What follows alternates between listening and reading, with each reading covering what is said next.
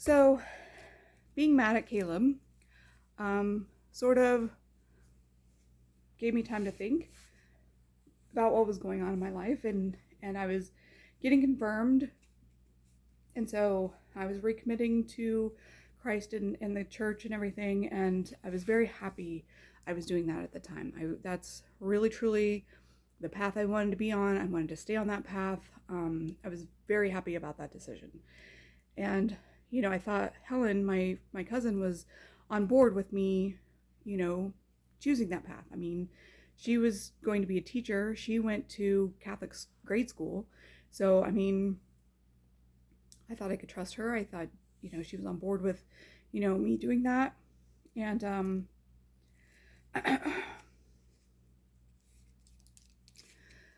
so it took a while for me to warm up to Jason after that. He kept calling relentlessly. He kept calling me on the phone. I kept telling, like, he wanted to go to the confirmation and support me doing that, and I was like, no. I didn't want him around me. And I'm not really sure why I was even allowed to go back out with him, honestly, because I think it was just really because I didn't have a voice at that time. So I was so shut down that he was the only option, and it's very, very sad. I don't want any teenage girl or teenage boy to ever go through that again, or to go through that what I went through.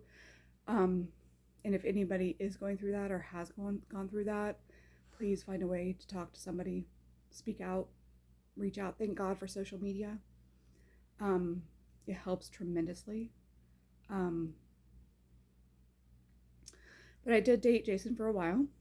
And it was, I kind of hid behind him to some degree for a little while, because he was sort of a buffer between me and Caleb and Jeremy Gist at the time, who had also approached me before prom and everything, for sex.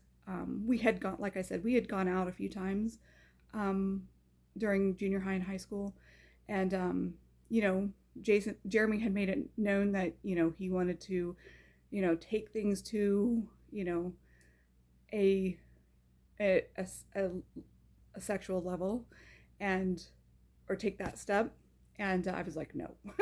I mean, we are not boyfriend and girlfriend. We don't know each other very well. Like, I like you, you're a friend, I think, but I'm not really sure, because you kind of like come over and hang out and we go on dates. But like, Jeremy was really quiet. I really liked Jeremy. We got along pretty well. I would say really well. And we could handle each other pretty well. But I didn't know much about him, and he didn't open up, and he was just very quiet about stuff. And I was like, obviously I'm a talker, and like, it just made me uncomfortable sometimes. And like, because we weren't really official and we hadn't gone through the steps of getting to know each other very well. I mean, I wasn't into hookup culture. I wasn't into like a lot of things that these guys were talking about. There was a lot of talk about, let me think, they were talking a lot about, things like menage a trois and being bisexual. Not Jeremy specifically. I'm just saying a lot of the guys that in my class and girls. There was a lot of talk going around at that time. And, I wasn't into a lot of the things that they were talking about. Hooking up and, just, getting together for sex, or I don't know, whatever. I was much more conservative than those guys.